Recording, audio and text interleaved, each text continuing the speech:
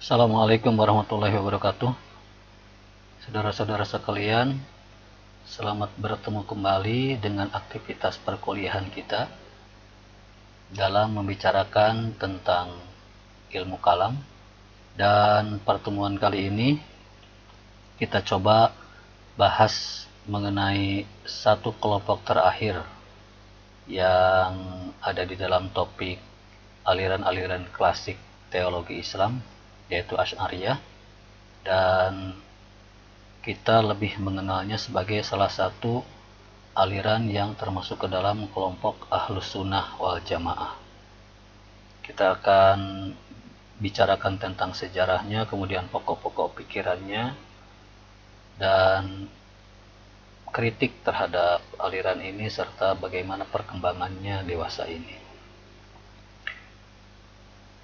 Aliran Asy'ariyah yang berkembang di masa transisi meredupnya kekuasaan atau perkembangan dari Mu'tazilah, sementara di sisi lain terdapatnya kelompok-kelompok Islam yang tekstualis atau kelompok-kelompok Salafiyah, mencoba untuk menawarkan jalan tengah dalam pemikiran teologi Islam, mencoba untuk mereduksi keekstriman dari rasionalitas yang ditawarkan oleh Mu'tazilah, demikian pula mencoba untuk mereduksi ketekstualisan dari kelompok Salafiyah atau kelompok Ahlul Hadis yang digawangi atau dikomandoi salah satunya oleh Hanabilah. Sejarah dari kelompok Asy'ariyah sendiri, dan nama Asy'ariyah itu sendiri dikaitkan dengan pendiri dari paham ini, yaitu Imam Asy'ari. Imam Asy'ari merupakan keturunan dari Abu Musa al-Asy'ari, yaitu seorang ulama yang kita kenal sebagai penengah atau hakam yang diutus oleh Ali bin Abi Thalib pada saat terjadinya arbitrase atau tahkim antara Ali dengan Muawiyah di pertempuran Siffin yang kita bahas di awal kajian mengenai aliran-aliran ilmu kalam. Beliau adalah seorang ulama yang pada masanya di zaman keemasan Islam, sama halnya dengan ulama-ulama yang lain, banyak belajar tentang ilmu-ilmu agama, Al-Quran, tafsir, hadis, ilmu bahasa Arab, dan lain sebagainya. Dan yang terpenting adalah bahwa sejak usia 10 tahun beliau senantiasa menyertai Al-Jubai sebagai gurunya, sekaligus ada yang mengatakan sebagai bapak tirinya dalam mengajarkan dan mempertahankan ajaran-ajaran Mu'tazilah. Namun pada usia 40 tahun atau kurang lebih di tahun 300 Hijriah, beliau meninggalkan paham ini. Banyak ahli yang kemudian mempertanyakan tentang alasannya, dan beberapa literatur yang mengangkat tentang latar belakang ditinggalkannya Mu'tazilah oleh Imam Asy'ari itu masih diperdebatkan, karena sebagian besarnya hanya merupakan ilustrasi atau disangka sebagai ilustrasi yang dikembangkan oleh para penganutnya. Misalnya ada kisah tentang perdebatan antara Imam Asy'ari dengan Al-Jubai mengenai keadilan Tuhan. Mereka berdebat tentang keadilan, atau ada cerita lain tentang mimpi beliau bertemu dengan Rasulullah, dan dikisahkan dalam mimpi itu beliau bermimpi pada bulan Ramadan sampai 3 kali, pada tanggal 10 Ramadan, kemudian tanggal 20 dan tanggal 30. Mimpi bertemu dengan Rasulullah dan menegaskan, atau Rasul menegaskan bahwa mazhab yang benar itu adalah mazhab Ahlul Hadis. Dan yang lain kemudian menduga bahwa keluarnya Imam Asy'ari dari Mu'tazilah karena rasa skeptis beliau melihat keawaman dari umat Islam berhadap-hadapan dengan rasionalitas yang dipaksakan oleh Mu'tazilah pada saat kekuasaannya dengan cara mihnah atau pengujian-pengujian. Itu alasan-alasan atau sangkaan tentang alasan-alasan keluarnya Asy'ari dari Mu'tazilah. Untuk memahami alasan-alasan yang logis dari keluarnya Asy'ari, kita coba pahami dulu tentang ajarannya. Dan banyak ajaran-ajarannya umumnya adalah ajaran-ajaran yang juga sudah dibicarakan oleh kelompok-kelompok sebelumnya, sehingga kemudian ajaran yang dikembangkannya lebih banyak mencoba mengajukan counter tesis atau penolakan-penolakan terhadap paham-paham yang sebelumnya, terutama paham Mu'tazilah. Ada 3 hal yang coba saya bahas mengenai ajaran dari Asy'ariyah ini. Pertama, tentang Al-Quran itu bukan makhluk. Yang kedua, tentang keadilan dan kemahakuasaan Tuhan. Dan yang ketiga, yang dipandang sebagai inti dari ajaran Asy'ari atau Asy'ariyah ini adalah teori tentang kasab atau kasb. Asy'ari mengatakan atau Asy'ariyah meyakini bahwa Al-Quran itu bukan makhluk dan Al-Quran itu adalah qadim. Dan sebagian ahli mengatakan bahwa paham ini sama dengan paham yang diyakini oleh umat Kristen atau dalam teologi Kristen, di mana untuk membuktikan keberadaan Tuhan maka Yesus hadir di tengah umat manusia. Demikian pula dalam paham Asy'ariyah, untuk membuktikan tentang keberadaan Tuhan maka Al-Quran hadir. Oleh karena itu kemudian, karena Al-Quran bukan makhluk, maka segala hal yang ada di dalam Al-Quran itu merupakan sebuah kebenaran yang final. Oleh karenanya, dalam paham ini, Al-Quran pada masanya atau pada masa kehidupan Asy'ari lebih banyak dipahami secara tekstual. Sementara itu, fungsi akal hanyalah sebagai saksi pembenar dan penjelas dari dalil-dalil Al-Quran. Dalam menyikapi hal ini, ajaran-ajaran Asy'ari atau Asy'ari sendiri ketika memaparkan tentang pahamnya, beliau lebih banyak kemudian mengutip ayat-ayat Al-Quran tanpa mencoba untuk menafsirkan secara rasional lebih jauh. Itu yang pertama. Yang kedua kemudian tentang keadilan dan kemahakuasaan Tuhan. Bagi Mu'tazilah, keadilan Tuhan itu berorientasi kepada manusia atau untuk kepentingan manusia, sesuai dengan taklif atau beban atau kewajiban yang harus dipikul oleh manusia, yang mereka sebut sebagai as-sholah wal aslah. Karena manusia diberikan tanggung jawab atau beban oleh Allah untuk melakukan hal-hal yang baik dan meninggalkan hal-hal yang tercela, maka kemudian sesuai dengan zat Allah yang maha adil, Allah wajib untuk memberikan pahala kepada orang-orang yang berbuat baik dan memberikan siksa kepada orang-orang yang berbuat jahat, atau memberikan surga bagi orang-orang mukmin dan memasukkan ke dalam neraka bagi orang-orang kafir. Itulah paham keadilan yang dianut oleh Mu'tazilah, dan ini merupakan bagian dari pemaparan tentang ajaran al-wa'du wal-wa'id.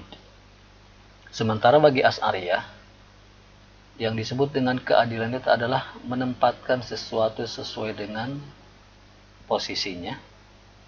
Dalam hal ini adalah karena Allah itu maha kuasa, maka yang disebut adil itu adalah apa yang dikehendaki oleh Allah, itulah yang terjadi. Karena Allah maha kuasa untuk memasukkan orang yang taat ke dalam neraka, atau sebaliknya memasukkan orang yang durhaka ke dalam surga, maka itu adalah keadilan. Allah bisa berbuat apapun karena Dia maha kuasa dan kekuasaannya mutlak. Itu paham keadilan yang ada di dalam ajaran Asy'ariyah. Dan yang ketiga, teori tentang kasab. Karena Allah maha kuasa dan pencipta segala-galanya, maka kekuasaan Allah itu pun meliputi apa yang dilakukan oleh manusia.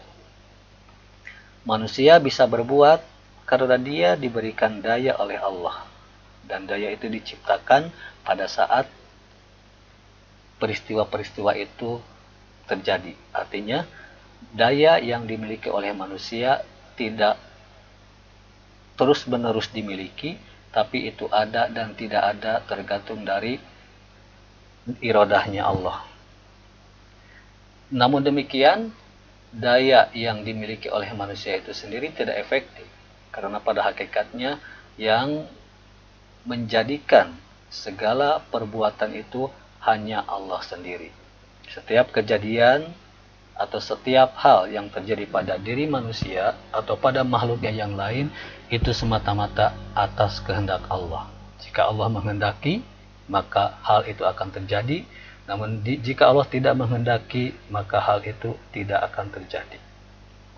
Sebaliknya, kalau Mu'tazilah mengatakan bahwa secara fitrah manusia sudah diberikan kemampuan fisik dan akal, sehingga apa yang sudah ditetapkan Allah terhadap fisik dan akalnya, maka itulah upaya-upaya yang bisa dilakukan oleh manusia untuk berkehendak dan melakukan tindakan-tindakan. Bagi Asy'ariyah, kehendak dan tindakan-tindakan itu pada hakikatnya berasal dari Allah, dan manusia hanya dititipi sebuah potensi yang disebut dengan kasab itu. Dan kasab itu sendiri tidak selamanya ada, tapi tergantung dari Allah memberikannya atau tidak pada saat peristiwa-peristiwa itu terjadi. Penjelasannya yang lebih ringan barangkali tentang teori kasab ini, Asy'ari mengatakan bahwa kemauan dan daya untuk berbuat adalah kemauan dan daya Tuhan, dan perbuatan itu sendiri adalah perbuatan Tuhan, bukan perbuatan manusia. Dalam menjelaskan hal itu, Al-Baghdadi mengatakan bahwa, atau mengibaratkan bahwa Tuhan dan manusia dalam suatu perbuatan adalah seperti dua orang yang mengangkat batu besar. Yang satu seseorang yang mampu mengangkatnya sendirian, sedangkan yang lain adalah orang yang tidak mampu melakukan hal itu. Ketika kedua orang itu bersama-sama mengangkat batu tersebut, maka batu itu akan terangkat. Dan terangkatnya batu itu pada hakikatnya disebabkan oleh orang yang kuat tadi. Namun, dalam teori kasab ini tidak berarti bahwa orang yang tidak sanggup tadi tidak melakukan tindakan apapun, karena dia turut mengangkat batu itu. Silahkan kalian pahami, karena teori kasab ini sendiri bagi sebagian atau bagi umumnya para pembahas mengatakan teori yang sulit dimengerti. Sehingga konon ada ungkapan Arab ketika menghadapi sesuatu yang sulit, mereka mengatakan hal ini lebih sulit daripada teori kasabnya Asy'ari. Jadi ada slogan-slogan seperti itu untuk mengatakan bahwa teori ini memang tidak begitu mudah untuk dipahami. Oleh karenanya kemudian para ulama menilai, diantaranya Ibnu Hazm menilai bahwa teori kasab itu merupakan Jabariyah murni. Jadi awalnya Asy'ari ingin mencarikan solusi jalan tengah di antara Jabariyah dengan Qadariyah, tapi ternyata dengan teori kasab justru Asy'ari dikatakan sebagai Jabariyah murni yang tidak menetapkan adanya ikhtiar bagi manusia. Demikian pula menurut Ibnu Taimiyah, kasab atau kasab telah membawa para pengikutnya berpaham Jabariyah murni karena mengingkari sama sekali adanya kemampuan manusia untuk berbuat. Namun demikian, ternyata teori ini atau paham ini menemukan keberhasilannya, karena memang diungkapkan atau disebarkan pada masanya yang tepat. Teologi Asy'ariyah merupakan refleksi dari satu sosiokultur masyarakat pada abad ke-9, ketika raja-raja diktator mempunyai hak penuh untuk menghukum siapa saja yang diinginkannya. Raja tidak perlu patuh terhadap hukum, sekalipun mungkin ada undang-undang, karena undang-undang atau hukum itu sendiri merupakan buatannya, dan dia adalah hukum itu sendiri. Keberhasilan dalam menarik rakyat banyak karena adanya campur tangan Khalifah Al-Mutawakkil atau si raja itu. Dan Khalifah ini sekalipun masih dari dinasti Abbasiyah, tapi kebijakannya kemudian membatalkan kebijakan pendahulunya dengan membatalkan aliran Mu'tazilah sebagai paham resmi negara pada waktu itu. Dan ini merupakan kunci keberhasilan bagi Asy'ariyah karena keberpihakannya kepada keawaman umat Islam pada saat itu yang jumlahnya mayoritas di dunia Sunni, dan mereka umumnya tidak setuju dengan ajaran-ajaran Mu'tazilah. Jadi keberhasilannya merupakan sebuah momen yang tepat di mana umumnya umat Islam masih hidup dalam keawaman, berhadap-hadapan dengan Mu'tazilah yang memaksakan paham-paham rasionalitasnya, dan ketika kemudian lahir paham yang sesuai dengan apa yang mereka harapkan, maka disitulah kunci dari keberhasilan penyebaran paham Asy'ariyah ini.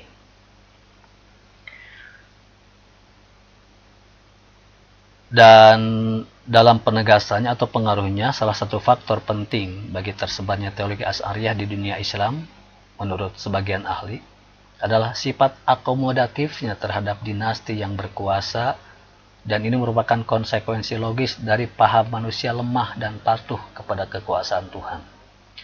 Dengan demikian, ia sering mendapatkan dukungan, bahkan dijadikan sebagai aliran bagi dinasti yang sedang berkuasa.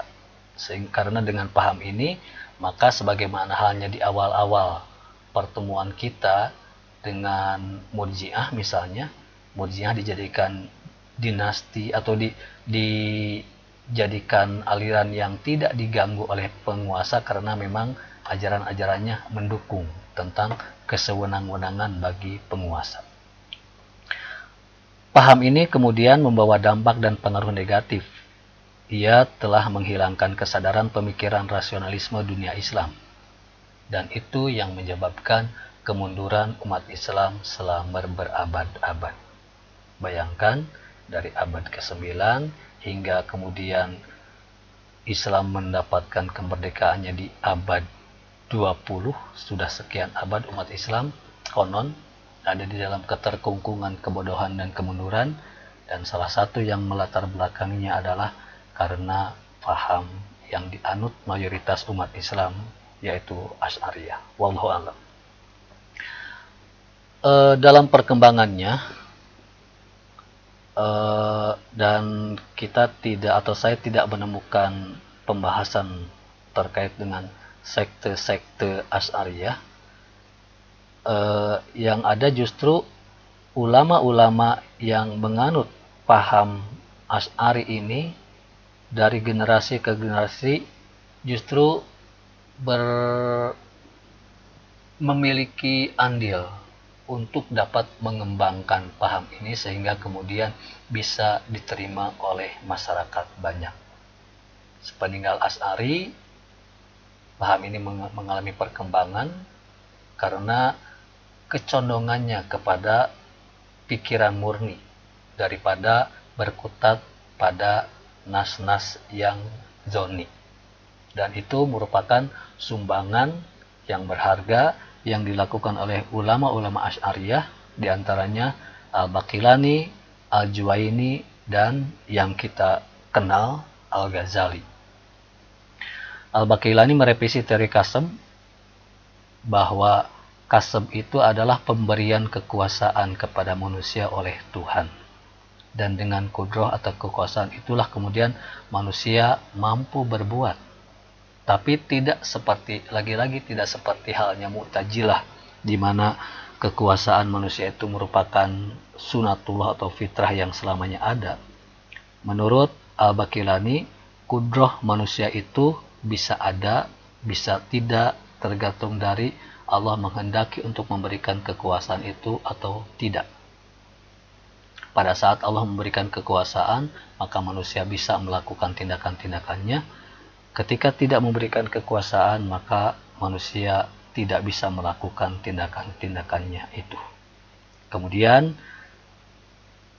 aliran ini pun mendapatkan dukungan dari Al-Juwayni sebagai beliau digelari sebagai Imam Al-Haramain atau imam yang menguasai Makkah dan Madinah atau guru besar Makkah dan Madinah, karena beliau sudah berhasil untuk mengajarkan paham ini dengan kekuatan akal pikiran atau menjunjung tinggi akal pikiran untuk mengajarkan paham ini sehingga bisa diterima oleh masyarakat banyak. Sementara itu, Al-Ghazali sebagai tokoh pemikir pada masanya, tokoh besar di dalam Islam, beliau berhasil mempertemukan 3 pola pemikiran mainstream di dalam kajian tentang Islam, yaitu kalam atau metodologi kalam, metodologi filsafat, dan metodologi sufistik.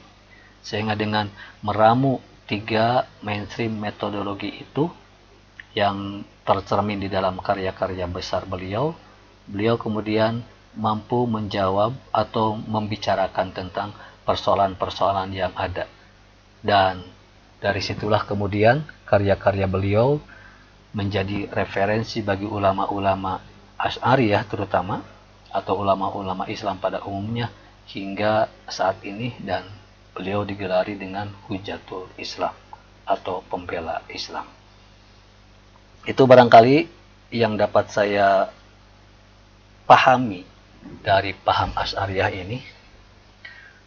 Pembahasan tentang hal ini tidak dimaksudkan untuk kemudian mencari titik lemah atau mengunggulkan satu dari yang lainnya dari aliran-aliran yang kita bahas, tapi sekalipun mungkin paham ini merupakan paham yang dianut secara mayoritas oleh kita sebagai umat Islam, namun pembahasan ini dimaksudkan untuk mengingatkan kita bahwa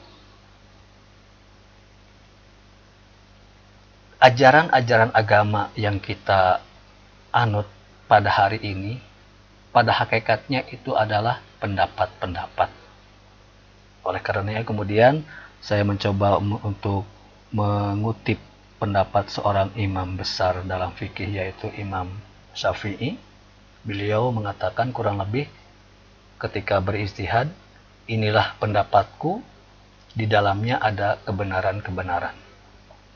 Namun, jika kalian mendapati pendapat yang lain yang lebih sesuai dengan kitabullah dan sunnah Rasulullah, maka ambillah pendapat itu dan tinggalkanlah pendapatku. Itulah yang mesti kita lakukan.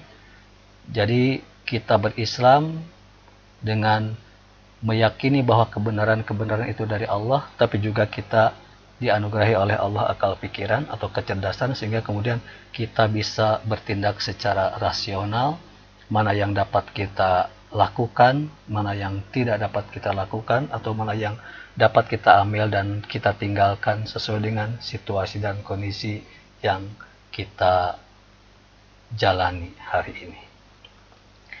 Demikian saudara-saudara sekalian, kurang lebih pemaparan tentang aliran Asy'ariyah. Mudah-mudahan apa yang saya sampaikan ada kebenaran-kebenarannya, dan mohon maaf atas segala kesalahan-kesalahannya. Terima kasih. Billahi taufik wal hidayah. Wassalamualaikum warahmatullahi wabarakatuh.